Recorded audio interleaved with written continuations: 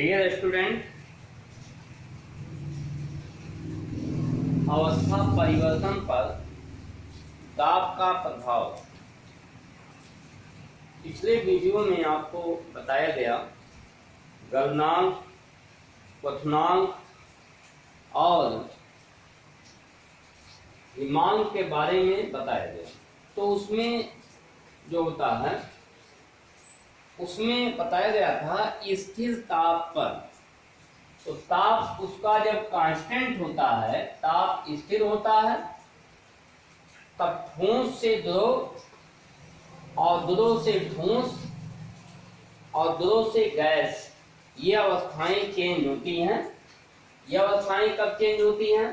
जब ताप स्थिर रहता है तब। ओके, तो यहाँ जैसे हम लोग यहाँ जो पढ़ते हैं और जो लोग देखते हैं, मतलब सॉरी जो हम देखते हैं, ऐसा कह सकते हैं। तो वायुमंडलीय दाब जो है 1.01 गुणे 10⁵ न्यूटन बटे मीटर स्क्वायर होता है। ये वायुमंडलीय दाब, ये वायुमंडलीय दाब हम लोग के ऊपर भी इतने ही कार्य कर रहा है। द्रव के ऊपर भी काम करेगा, बल्ब के ऊपर भी काम करेगा।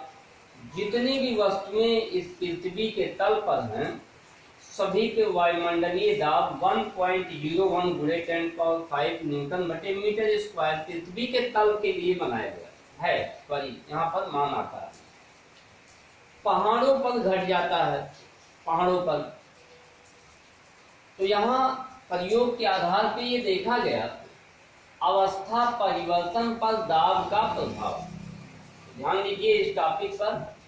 तो अवस्था परिवर्तन पर जो दाब का प्रभाव है, वे ठोस जो गलने पर आयतन बढ़ाते हैं, जैसे मोम है, नेफ्थलीन है आदि। तो ये जो ठोस होते हैं जैसे मोम है, तब जो उसको हम हीट करते हैं, तो जब वो पिघलता है तो उसका आयतन बढ़ता है। तो जब आयतन बढ़ता है तो गलनांक क्या होता है? तो गलनांक वायु दाब के बढ़ाने से कुछ बढ़ जाता है। तो उसका जो गलनांक पॉइंट होगा वो बढ़ जाएगा। ठीक है, दाब बढ़ाने पे गलनांक पॉइंट क्या होता है? बढ़ता है। अब जैसे किसी वस्तु का मान लेते हैं, जैसे कोई ठोस है और उसका गलनांक पॉइंट 0 डिग्री सेल्सियस है या 2 डिग्री सेल्सियस है। तो यहाँ वायुमंडलीय दाब पर है ना 2 डिग्री सेल्सियस गलनांक पॉइंट, लेकिन जब दाब बढ़ाएंगे तो दाब के रिलेटिव वो बढ़ जाएगा, वो भी 3 हो जाएगा, 4 हो जाएगा। जैसे दाब ज्यादा बढ़ाएंगे तो ज्यादा गलनांक पॉइंट उसका बढ़ जाएगा। ओके, तो यहाँ गलनांक पॉइंट जो है बढ़ जाता है। अब नेक्स्ट, वे ठोस जो गलने पर सिकुड़ते हैं, वे ठोस जो गलने पर सिकुड़ते हैं, जैसे बल्ब, उनका गलनांक वायु दाब के बढ़ाने से कुछ घटता है।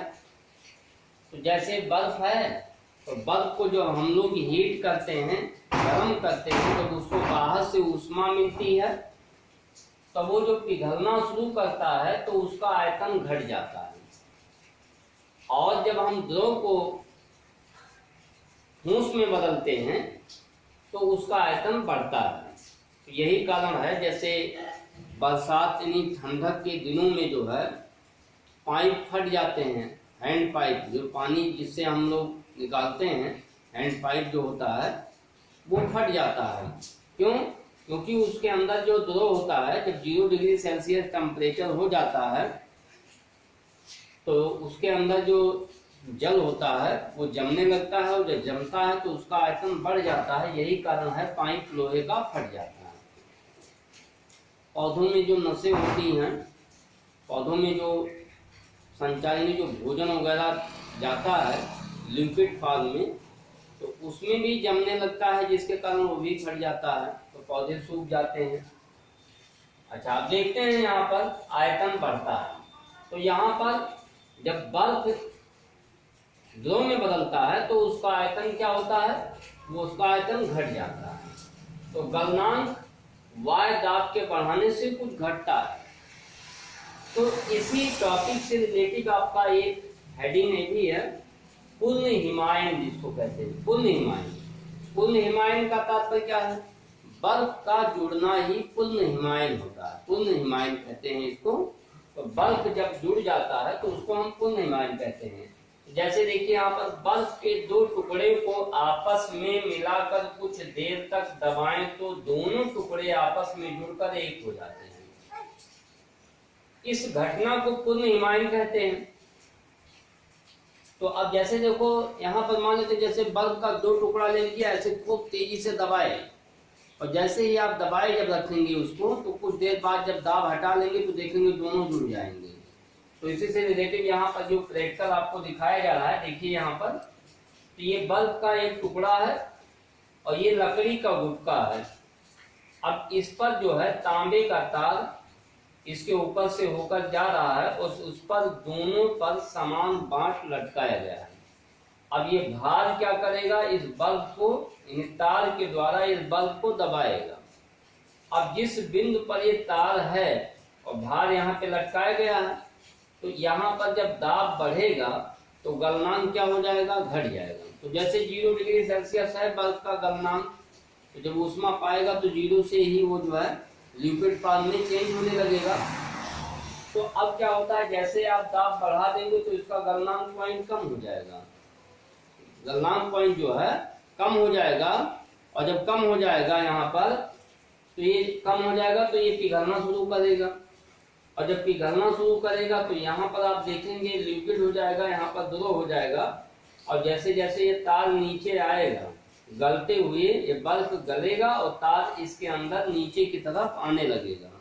और जब तार इसके नीचे अंदर की तरफ आने लगेगा और तो यहाँ पर जो तार जैसे यहाँ पहुंच गया तो यहाँ पर जो द्रव होगा अगर बगल यानी इधर उधर का टेम्परेचर 0 डिग्री सेल्सियस होगा, तो दाब घट जाने के कारण पुनः जो है इसका गलनांक पॉइंट क्या होगा, बढ़ जाएगा और फिर ये जो है वहां पर बल्ब बनने लगेगा। तो इस क्रिया में पूरा ये तार नीचे ऐसे गिर जाता है और बल्ब का टुकड़ा इसी पर ऐसे जमा रह जाता है, जैसे है उसी अवस्था में रह जाता है। तो इसी घटना को हम कहते हैं पूर्ण हिमायन। और इम्पोर्टेंट टॉपिक है पूर्ण हिमायन। ये एक्सपेरिमेंट आप घर पे भी कर सकते हैं। बल्ब का एक टुकड़ा ले लीजिए और उस पे तांबे का तार रखिए और दोनों पे समान बांट लटका दीजिए, कोई भी इसमें भार होता हो दोनों तरफ बांध दीजिए। और जब आप देखेंगे कुछ समय बाद ये तार नीचे गिर जाएगा तो बल्ब का टुकड़ा वैसे का वैसे ही बना रह जाएगा। Okay, thank you.